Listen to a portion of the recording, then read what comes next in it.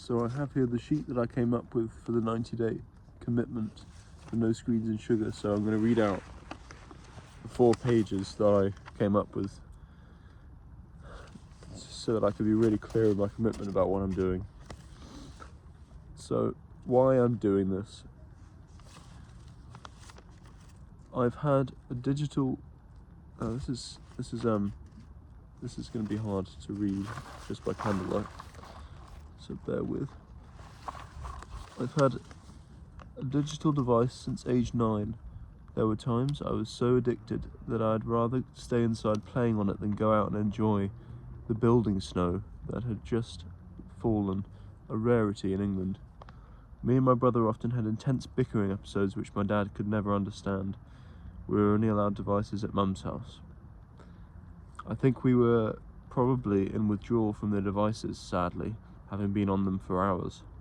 Fast forward, I've spent many years with the screen as my main source of comfort. It's got to be at least 90 days of abstinence to rewire that. Not to be pessimistic, just realistic. I also know how radically different I felt when I was off caffeine for 2 months in 2023, having been on it since age 16, 17. It's now 2026 and I am 24. I felt calmer and more subtle, but I'm not convinced that 2 months is long enough to see the true benefits, especially because I was drinking, had a couple of cocaine nights, screen binges, sugar binges, etc. I also know how powerful it feels to retain your semen, but if you're on caffeine, have other bad habits or are otherwise lusting or have a dysregulated nervous system, you will not experience the energy in its most grounded, coherent form. You'll likely become self-obsessed or tense. Now I'll get to see what happens when the practice is done in a more balanced way, releasing when needed, with zero imagery, connecting with the body, bringing sex down from the mind into the body. I'm proud of myself for having eliminated alcohol from my life, so now I don't need to worry about that. The same can be said for smoking. I quit that. The final one, and perhaps most challenging to give up, is sugar, but I am convinced that if you allow yourself a little bit, you will always want more, and you'll have to resist the cravings that repeatedly visit. But if you completely abstain, normal food will taste so good that the bacteria will feed off the excess sugar will die off, along with all the other related systems returning to homeostasis and rebalancing, causing the cravings to disappear. The final one, and perhaps most challenging, so we never had added sugar in our diets, and people don't know the joy that comes from giving it up. It's a real lifting of the fog moment after about a month. I've experienced it before.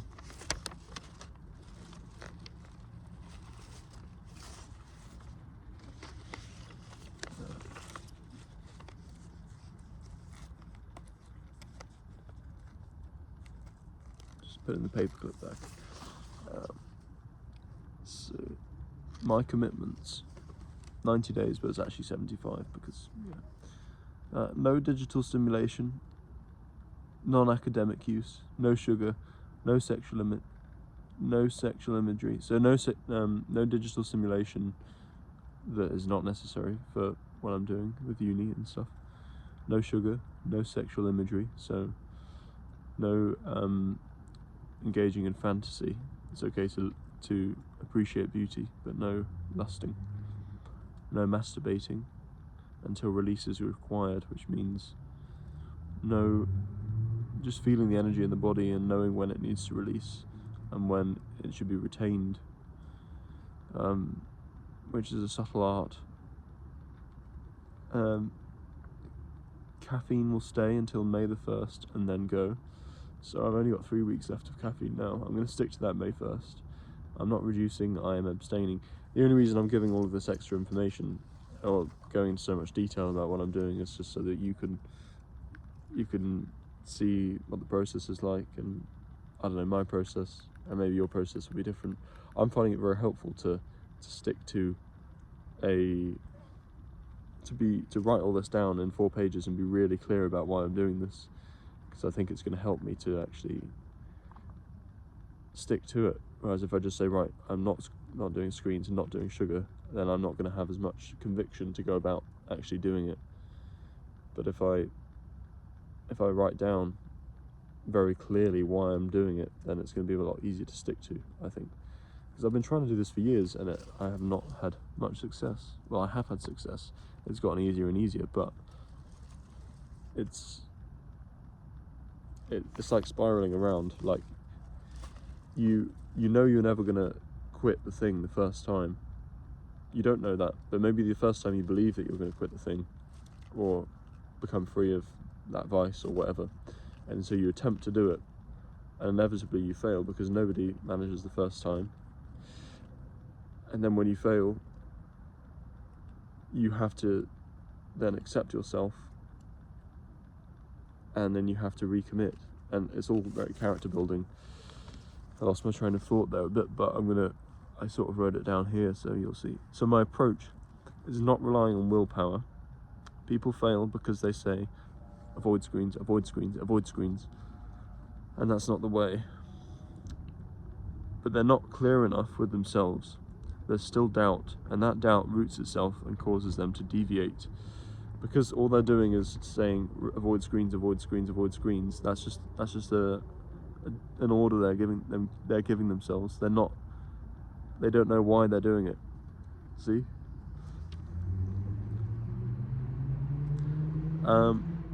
This is different. No matter what enters my mind or how I feel on this 3-month journey to the solstice, I will stay true to what I agreed with myself because I want to honour the clarity with which I'm embarking on this journey. And I am very clear about it, and I've been very clear about it for quite a while. I've had the insights into caffeine, and I have not been a consumer of porn for years now. I've not consumed alcohol for years. Like, I've had a couple of beers, like literally a couple of beers, and that's it. Same with cigarettes. The only things left is caffeine, sugar, and screens, or just general unhealthy food. And it's not all about quitting bad habits, I know that, but it's a big part of it. So my approach, yes, I'm not relying on willpower. Any doubts that arise on this journey can be written down and revisited after the 90 days. They will have their place then, not now, because I don't want to allow myself to be cast off the track by doubts, because of course there will be doubts trying to bring you back to your old way of being and your addiction. That's how it works. So I'm not refusing those doubts. They're valid. They shouldn't be pushed aside, but they're not going to be considered seriously until after the 90 days, after the 75 days. If I slip, I recommit immediately. No self-rebuke. Each return strengthens conviction. Because self-rebuking, what does that do? It negatively motivates you, using negative motivation, and it becomes an ego thing. Like you say, I hate myself for not being able to do this, and yeah, that's a big topic, but no self-rebuke, not helpful. Each return strengthens conviction, because you fail the first time. If you fail the first time, then what? You try again, and then something within you is resistant, obviously, because you failed, but then you try again, and then that thing that's resistant, eventually, if you just keep trying, it's gonna be the thing that fails. The resistance will fail, and the momentum will supersede the resistance. As Michael Jordan said, I've missed more than 9,000 shots in my career. I've failed over and over again in my life, and that is why I succeed.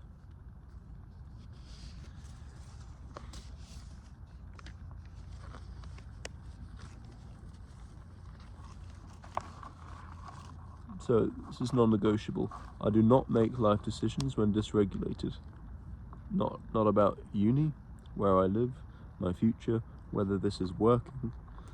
All of that can wait. Yes, in the past I've tended to make grand decisions based on temporary feelings, and I don't regret them, but I might have left certain situations prematurely, or I definitely did, in fact.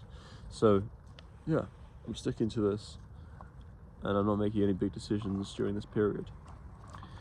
The start, March 22nd, it's actually going to be April 7th, and when I started on March 22nd, this was the day before I got ill, and my grandma, who recently passed, I asked for her wisdom to accompany me, I suppose, on this journey, and to let herself be made known in any way she would choose.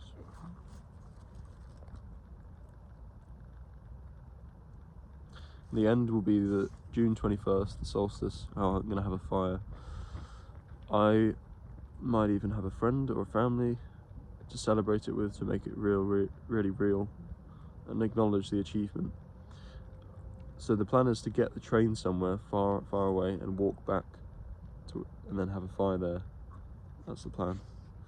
I'll acknowledge that this is the only time in my life I've been free from digital stimulation, caffeine, sugar, and lust for this long. So if I complete the 75 days, I will have been free from all of this stuff for the first time in my entire life. So, yeah, I'll reflect on what changed. I'll acknowledge the pain I endured to stay on the path, and all the days I thought I was being too strict or doing the wrong thing. But I stayed true to what I agreed with myself. I kept my integrity. And that's the entire commitment.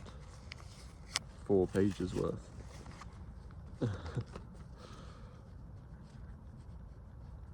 So yeah, I know I have many character defects, or whatever you want to call them. I'm very aware of that.